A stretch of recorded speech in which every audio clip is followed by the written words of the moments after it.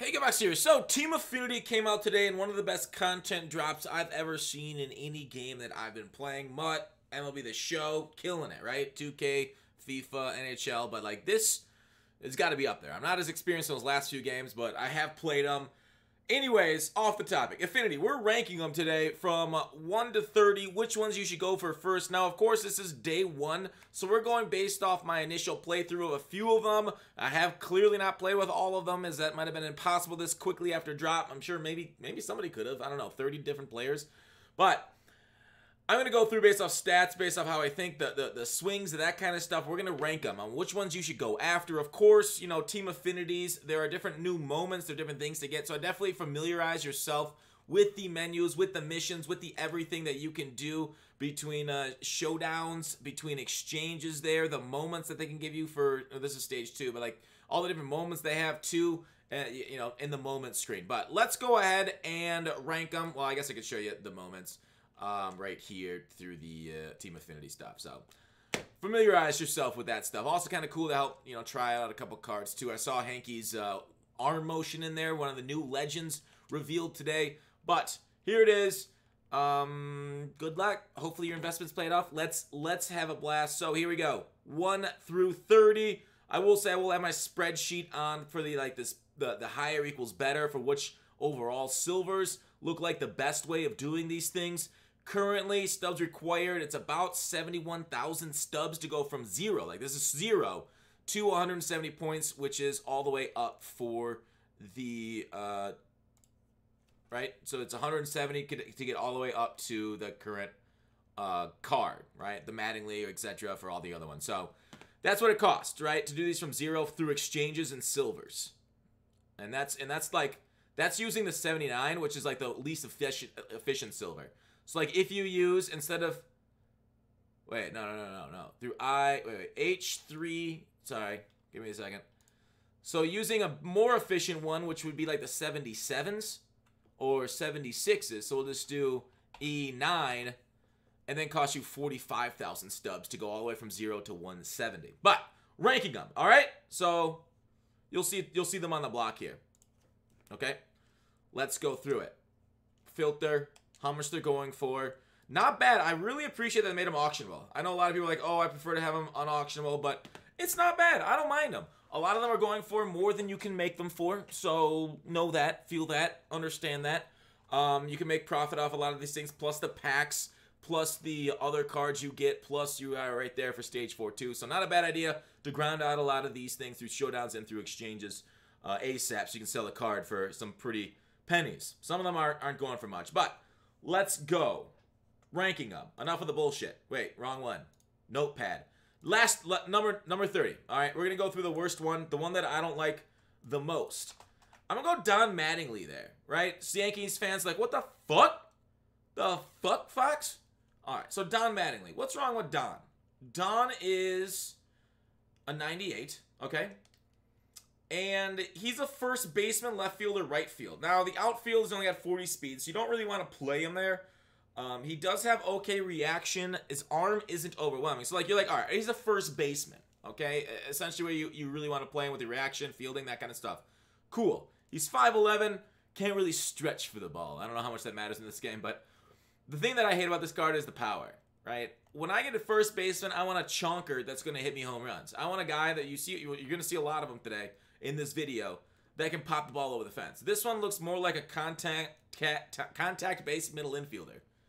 So with that said, and we're not looking at vision this year because vision's the outer PCI, and I don't really care about outer PCI. I care about contact. And he's got a huge amount of contact, so he's better at higher levels, which is cool. Sweet lefty swing, but it isn't anything that's going to explode off the bat. So Mattingly, and none of these cards are bad, okay? None of these cards are bad. So don't get it twisted. Don't be like, oh, Mattingly sucks. He doesn't suck. None of these things are bad. It's hard to rank them when this good. Another first base, and I'm going to go Paul Konerko there. Now, there's going to be a lot of competition for first base, which is why first base is ranked lower for me than other spots. So, like, even though he's got good stats, right? He's got very good stats. He's still only a first baseman. Slow, not great in the field, and his power and contact versus righties are less than 100. He can still hit home runs, obviously. But seeing as the majority of the pitches your face are right-handed, I don't love that he's weaker to there, although he is pretty good against lefties. But you're going to see some better hitters. So overall, Konerko, you can see his speed there, 35. Nothing really to write home about, although, you know, overall, still a solid card. The one right here, though, another first baseman. Good old crime dog, Fred McGriff. There you are. So, another one with around 100 power, contact, that kind of stuff. Left-handed swing again. If I recall his swing, it was pretty good. Slow, though, not great in the field. So, overall, another pretty decent, but, you know, not really standing out there for the first baseman. All right, number 27. Another corner infielder, Matt Williams, is my number 27 card. Matt Williams here. Like I say, there's a glut of them. And when there's a glut of them, it's harder to stand out. Matt Williams. He's got some pretty good pop against lefties. Really good contact there. More of like a bench bat type that you could bring out at third base. Doesn't have any position flexibility outside of third base. 45 speed isn't great. Solid defender, though. But overall, I do think third base has less competition than first base, but still. That's why he got ranked maybe a little bit behind of the other two, but overall, not anything special. Number 26 is going to be 98 Catfish Hunter. So the first starting pitcher of the list. And K per 9 only at 85, a little lower than you like to see. And the thing is that really screws him more than his per 9, K per 9, is the fact that he only throws 93, right? On higher difficulties, you get guys out by throwing gas and then some nasty off-speed stuff. He doesn't have gas. And without gas, you're not really setting up your off-speed stuff that well. So even though there's a changeup that's 15 miles per hour slower, which is lovely, curveball 76 with the same speed, his pitch mix doesn't have anything glitchy like a sinker or anything like crazy like that. So a very generic pitch mix without upper end velocity. I just don't think it's super competitive. And here's the thing. We can go to Daddy Leagues, which I do like doing, to take a look at their pitch breaks. Just daddyleagues.com/dd/20/players is where I'm at. Catfish, and I can look in at a few of his pitches. But, like, nothing here is too crazy either. Obviously, he's got great control on the fastball, slider, 94 break on the slider. But all the rest of this stuff, like, Hal's control on his curveball is 85, and he hangs them in ranked seasons. Ranked seasons, I think their sliders for control are lower than, like, events. But, yeah, you'll still hang stuff with the curveball. Changeup, I wonder if there's, like, a threshold at 90. I don't know if they have those kind of thresholds here for pitch control. But overall, like I said, nothing special for the repertoire. So that's why Catfish is 26. But in the end, there's a lot less competition at starting pitcher than there is at first base. So, because you got to get 5 of them. Number 25 might be a little controversial. I'm going to put Dwight Evans there. Why Dwight, right? Because he says when he thinks of something, and if an idiot would say it, he doesn't say it. I screwed up the quote. I don't care. Only 89 and 88 power and contact versus righties. Not the fastest for the outfield. Can play first base, which is really nice. Has a cannon for an arm, so that's to his bonus. So even though his hitting stats aren't as good, yeah, that cannon in the arm is really cool to see out there. But, you know, 89, 88, not the greatest contact power. And Dwight, sorry, you get right there. I'd love to put you higher, but I can't. All right, number 24 will be a middle infielder. 97, Michael Young. Michael Young is not a bad card, right? This Michael Young card, and a lot of these things, I can see your arguments if you ever say, hey, this guy should be higher overall. I'm like, okay, I mean, I can see your argument, but like, he is essentially replicated from other middle infielders. Like 79, 73 is definitely going to pay for your power. Contact is great. I didn't love his swing when I used him last year, but I didn't use him this year, so fair warning, maybe he's a lot better. Speed at 58. Pretty good fielding, though. But yeah, middle infield without great speed for those like balls that just like bloop over you or kind of scoot through you. With the seeing eye grounders, you kind of want somebody fast to get to those. So Michael Young, okay. But yeah, basically, you know, the Sandberg Biggio type in there for the power. So he's got enough power to play, but Banks is significantly better in my opinion. All right, going back to the notepad, number 23 will be 97 Al Leiter. Now you're like, oh, Al Leiter, is he a little higher than he should be? I mean, I kind of like a lefty that has the sinker cutter combo, and we can take a look at his pitches here on Daddy Leagues. So if we go to Al Leiter's pitches, he does have some decent control break. The break I wish was a little higher than the sinker. Same with the cutter. Controls okay. Curveball, he's got a lot of break on the curveball and some really good break on the slider, but they're not that controlled very well. Specifically the slider you might hang. Curveball will hang definitely too. So a lefty with some pretty good movement is kind of neat. So he doesn't have overwhelming velocity, but he has a pretty decent movement on a few pitches, and it's got some good pitches that kind of play together pretty well, right? The sinker cutter going two different directions. The sinker curveball both have that hop. So then the slider comes in and gets some good movement along off of it. So although he's not great, I still have him at 23 on the list, which I think definitely he's more than usable. But no, I wouldn't put him in a Game 7 situation. I got a few other pitchers on the list that I'd rather put there. 97 Tim Salmon is on my list at number 22. So Mr. Salmon going next to Mr. Trout in the outfield, the perfect fish outfield. Over 100 on every single hitting category outside of vision, but like I said, vision, I don't really look at that more. 58 speed isn't wonderful. His fielding, reaction aren't great out there in the outfield either, so he takes major dings for those, which is why he's kind of lower on the list. But overall, I do like his hitting. I haven't tried out his swing at all, and he is one of the new legends, so Tim Salmon's going there at 22. 21, I'm going to put another outfield, Mr. Bichette. Bichetti. Like a machete. All right, so good contact. Pretty good power there, too, from hitting against both sides. Sadly, you know, I wish we had, like, switch hitter here. Speed 66, so a little bit better than some of the other cards. Fielding, of course, reaction's trash. Unfortunate. Arm isn't anything to write home about either. So Bichette, okay fielder, very good hitter. Number 21 on my list for him. Number 20 is going to be my man, Jason Kendall. Now, this guy's actually gotten out to a pretty good start on my team. So he's the first one I did because I am a Pirates fan. And Jason Kendall, and of course all of these, as you might know by now, have prestiges, so all their stats can get up slightly higher. But his 67, 76, contact versus power, or power versus right and left. It's kind of strange. I already hit a home run with him. It was in the moonshot event. It was strange because I feel like I missed the ball, and he still hit it out. So he's got more than passable power. We're off to a pretty good start. We're hitting 6.67 with him on our first 6 at-bats. Small sample size, of course. But not the greatest defender at catcher, so that's a major letdown. But he is fast, and he's got good contact, which is something, you know, you don't really see a whole lot at catcher. So cool for Jason Kendall, but overall, he's still going to be rated only number 20 on my list. Number 19 is Speed McQueen Lou Brock. The Brock Lobster? Wait, no, is that a different, is that a different, Brock? Brock Holt. Steve Holt. 99 speed. Oh, wait, you guys aren't looking at me, are you? 99 speed for Lou Brock. With good contact, passable power. He can hit home runs, but he's not going to specialize in it. Can get some decent exit velocity, though.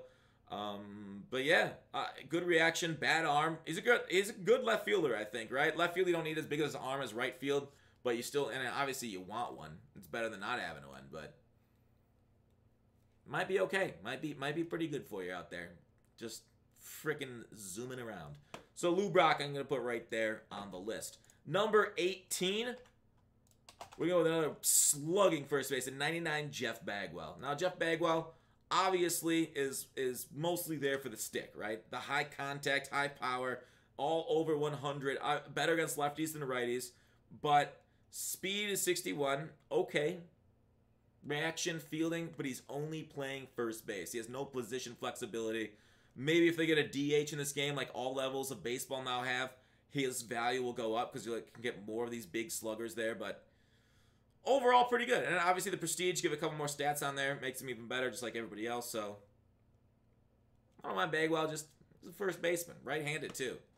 I have too many righties in my lineup, not enough lefties. And I think lefty swings are really nice. They were better last year. I think righty swings are definitely cut out this year. I'm going to go 99 Tony Gwynn here. Now, this is my biggest, I feel like my most controversial put, right? I might be too high on him. The only reason I have him here is because I played with his 93 card, which has very similar contact ratings. The powers were just in the 30s instead of the 60s and 55.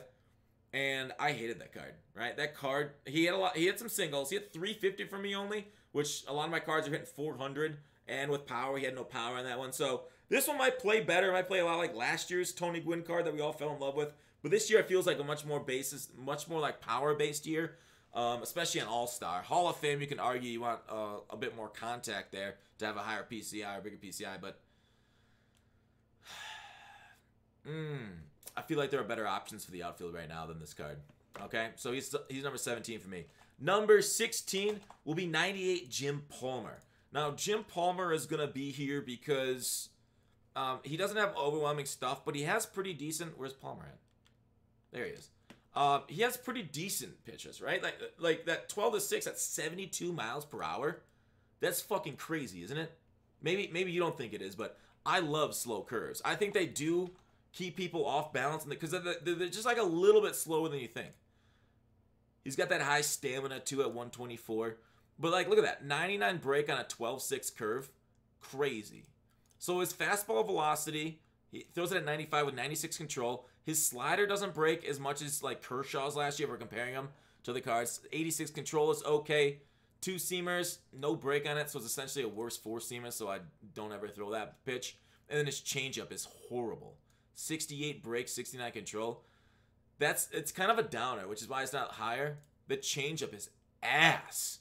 So it's sad his slider and changeup can't really play off, but yeah, these two are his main two pitches. And sadly, 12-6 curves and curves, it's a little easier to see those, especially at higher levels where you're like better.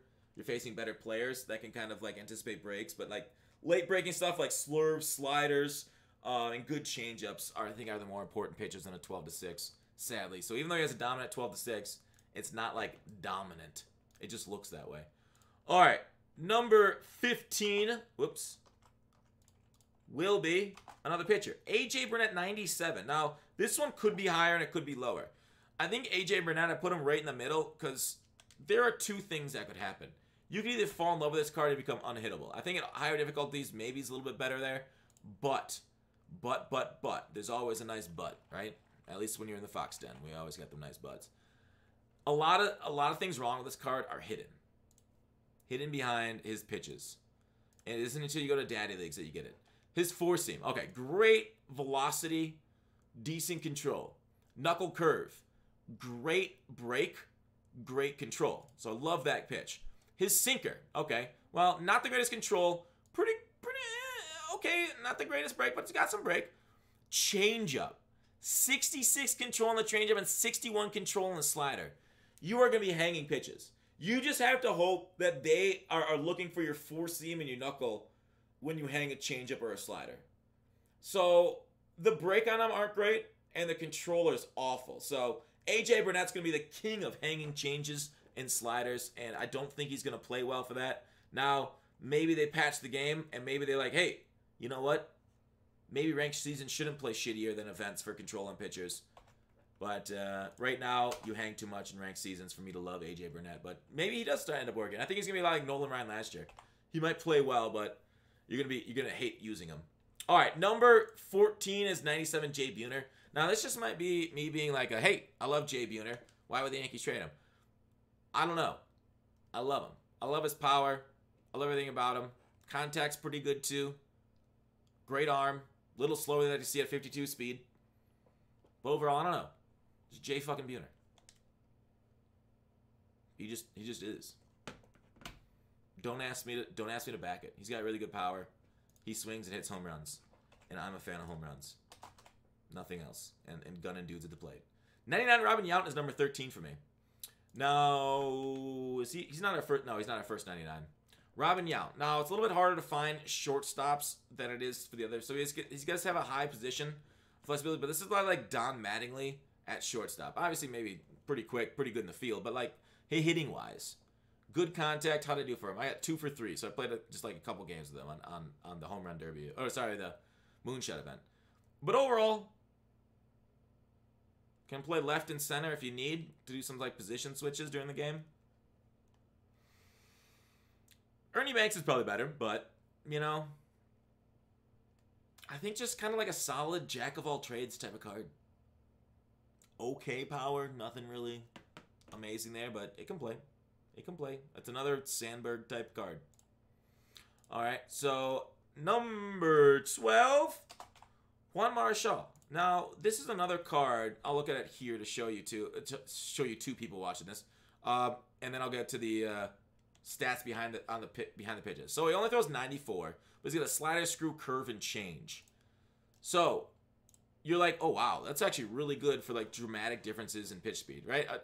A 23 mile per hour difference between the fastball and changeup's insane, right? That's Hoffman-esque. Now, a lot of people didn't really like him last year, and like I said, you really want top end speed and velocity for your four-seamer to kind of like play as being and to be like one of the best pitchers in the game. But 94 with 99 control, so you're gonna dot up your four-seamers. Look at his slider, 96 break and 99 control in the slider, beautiful. His screwball, 91 break with 95 control. Curveball, 86 break with 97 control, 90 control on the changeup. So the changeup doesn't break as much, but it is so slow it's gonna throw people off. So you're gonna have the screwball breaking a little bit more, and the changeup, both of them just gonna come in and like put on the brakes. So we'll see if Juan Marshall can play, or people can sit on that a little bit better for you. But you should be able to dot like all controls over 90 for this card. I love it. I love it, I love it, I love it, but we'll see if they use the 87 K per 9 and start hitting home runs on you. But I do love the control on it because I do feel like control is needed right now. Number 11, which I might be rating him too low, is Jim Thome for number 11. So Jim Thome, he's got a really nice swing. I've been using him. What do I go? 4 for 7 with a dinger. Yeah, ball just kind of flies off his bat. So not the greatest. I mean, 1600 OPS, whatever. Amazing against righties, just okay against lefties. So he feels like more like a platoon player. You can play at first and third base. You could maybe use him and Killebrew, although Killebrew's got power against both sides right-handed. He's coming up. He's on the way. Sorry, I thought I had to sneeze. Oh. So, anyways, like I said, I don't worry about vision that much. But he's got high contact versus righty, so great off the bench. I'm going to use him, see how he plays against lefties. But he's got a nice swing, pretty quick swing. Gets to it, and the ball just pops. So, hot. But not great in the field at all. So, Jim Thome, there you are. How tall is he? 6'4". Big old target there. All right, so number 10, Hawk, Andre Dawson. There you are. All right, so why do I like Andre Dawson? 5-tool player, right? Hits for power, hits for contact, throws the ball well, fields well, pretty fast. Not perfect on any of them, but he's very good at all of them. So he can play any position. He can play it well. But yeah, like Emily 17 is like the best center fielder with these stats. But yeah, this year, pretty solid. I'd say pretty solid overall. I like Dawson. That's all I gotta say about that. Solid card. Number 9, I'm gonna go 99 George Brett. George Brett here, and I think I like him. High contact, one of the highest contacts. Power's decent. Decent fielding and decent speed. George Brett, last year for me, had such a sweet swing. All he did was hit the ball. And it was a really nice level swing. Always hit line drives for me. You know, a lot of line drives, of course, ended up in mitts. But I think George Brett, passable power, but I don't know. It was more like out on the field production for me that I've had from George Brett. So I like the card. I really do. I don't have anything tangible to say like, oh, he's got good power. He just has good contact. He's got a sweet swing. Nothing else there stands out. So George Brett's number 9 for me. I like him. Grab him. Number 8, Eric Davis. Eric Davis, number 8. Now, Eric Davis is on the hot seat on my team, I'd say.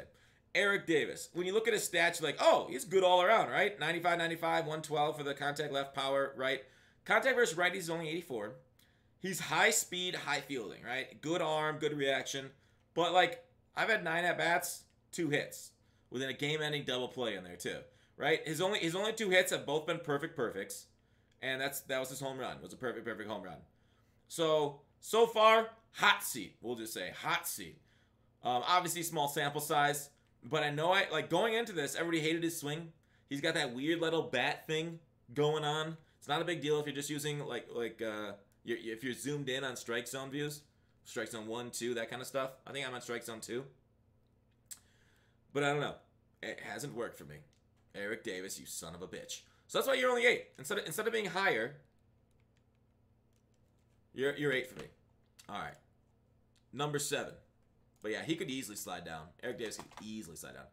99 Alkaline. Now, last year I hit really poor with Alkaline. Alkaline. I always say it wrong. I say Kaline. Kaline. Not the greatest speed, 62. It's okay. Good fielder, though. Good hitter. Pretty okay power. Good contact. I don't like his swing last year, though.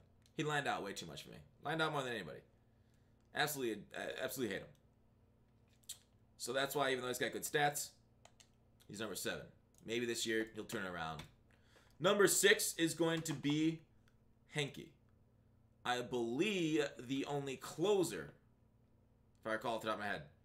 Where you at? Tom Hanky. So one of the new legends. He's got a 3/4 arm slot for those wondering. It's coming over here. 4-seam fastball. He does not have an outlier. His forkball 92 and his slider 86. Now his forkball is a little fast for me, right? There's only 7 mile/hour difference between his fastball and forkball. That doesn't play as well as you think it would, right? This is kind of like when Garrett Cole's slider is really fast, and I hate pitching with Garrett Cole. I think he's too easy to hit. So without a big speed differential between the two, I think it's a lot easier for people to adjust and hit him hard. Slider 86. But then you look at his stats behind the stats, and I haven't used him against any competition online yet, as I don't own him. I haven't played ranked today. Where'd he go? Oh, the Daddy Leagues ain't working for me. So I'll wait for that to boot up. But I think he's going to play worse than his stats. Even though he's got 125 K per 9, 111 hits per 9, I'm predicting, and I could be wrong. Maybe it'll be hard for people to pick up his 3/4 arm, but I think 3/4 is one of the easier one to pick up with how far it is away. I feel like it's easier, but I could be wrong. It isn't straight over the top. It isn't sidearm to kind of fool people like that. But who knows, right? I don't think he'll play. I don't think he'll play as good as he should because the speed differential isn't that high between the 4-seam and the fork. All right, clearly, Daddy League's not working right now. So we're going to move on to the next guy, which is Oral Hershiser. Sad because I want to look at Oral Hershiser on that too. Oral Hershiser, talk about somebody's stats versus playing above it. Hershiser plays above his stats. Wait, hang on, let me find this. Oral Hershiser definitely plays above his stats. We saw it last year where he was like dominating dudes. The sinker-cutter combo is fucking amazing. So even though he doesn't have overwhelming speed on that sinker, he still has a nice cutter. And then he has a curve, changeup, and slider. So he has like 5 bendy pitches with his sinker kind of being like a fastball. But I don't mind that. I'm fine with 5 pitches that all move. Different directions. Different speeds. Beautiful. Go, like, you know, you sink the ball at the plate, and they swing at it and miss. Then you cut it backside, they take it. I love the sinker-cutter combo. Yeah, changeup, slider. If Daddy Leagues wasn't screwing me up right now, we could look at his control and movement and stuff, but we can't. Sad. All right, so Daddy Leagues is down. I hope it comes back up soon. All right, number 4 is another pitcher. Not a lot of competition this year on starting pitchers for like top-end guys. Kerry Wood. I like Kerry Wood as my number 4 player. Why Kerry Wood? Because he's got good stuff, right? He actually will play pretty well at high levels because of... Why can't I find my wood? There he is. All right, so even though he's 97, throwing 99, he does not have outlier quirk. I don't think he gets outlier quirk at a prestige above either. But that slurve, I love the slurve. It's really got some good movement on it. I believe if I recall Daddy Leagues, it was in the 90s for his slurve and movement. Curveballs are okay, changeup, and then cutter. Now, he doesn't have a sinker, right? I'd rather have a sinker than like a cutter. But still having a cutter, something that goes along, like kind of like horizontally cut on you, pretty solid. But I like that 4-seam slurve changeup combo on him. And he's got really good K per 9, right? He's got 122 K per 9, which is crazy. My only issue is, will he hang pitches? He's a very hit or miss type of guy. So we'll see if he ends up hanging pitches. If he starts hanging pitches on us in ranked seasons, then fuck him. Number 3, Mike Schmidt. Mike Schmidt. But I always had trouble hitting Kerry Wood. And he's got really good per 9, so that might really help him and bail him out sometimes. Mike Schmidt. All around, defense, offense, amazing. Speed could be better, but overall, love the card. And he's got a really sweet swing. He'll pop some dingers for you. A little bit worse against righties and lefties, which sucks, but don't mind him. Position at 3rd and 1st, solid. Overall, all-around type of player for you. Number 2. 99, John Smoltz. We went through so many pitchers, but you guys can look in later if Daddy Leagues comes back up at their stuff behind the stuff and see why I rate him. Smoltz. Why is Smoltz so amazing? We're looking at the stuff, you're like, oh, Kerry Wood looks better. Smoltz has got really good control here, but his pitches, his control, his break on them, all superb. All of it. I love it. I think Smoltz is the best pitcher to come out of this bunch. I love the way it looks. Obviously, a great all-time pitcher, too. Deserved the 99. Deserved to be number 2. Love this card. It sucks that he has 2 change-up type pitches, but one's like 6 miles per hour faster than the other, so people might get thrown off, but at least he's got a slider to go along with it, and then curve at 77. So maybe not the greatest pitch selections, but looking at the stats behind the pitches, he was really good. All right, and number 1 on the list, who is my favorite card to get of the whole bunch? Talked about him previously. 99 Harmon Killebrew. This is all in the non-Taiwan division. Of course, Taiwan number 1. Harmon Killebrew. 121, 125 power. Prestige, obviously higher than that. Contacts are both nearing 100. 102, 92, so mid-90s if you combine them. Vision, 96, whatever. Not the greatest on defense and not very fast. So you don't really want to play him in left field, even though it says secondary position there. You don't really want to play him there. Third base, first base. Defense is okay there, but I've seen some like diamond defenders who are like, okay, you're not doing anything different. Other defenders didn't for me. They still get eaten up sometimes for me. So defense, obviously you're giving some, but you're basically getting it all back in jacks and dingers. And obviously small sample size, 4 at-bats, 2 hits, OPSing 1,800. Yeah, it's super big sample size. But overall, I like his swing too. Seems like he swings a very heavy, powerful bat. But don't expect to get any legged out triples with him. That's my favorite though, right? I am a power slut. So there you go. There's my rankings from 1 to 30. Where do you guys think I fucked up? Let me know in the comments. Well, that's it for the video. Thanks for watching Call to Action. I'll see you tomorrow.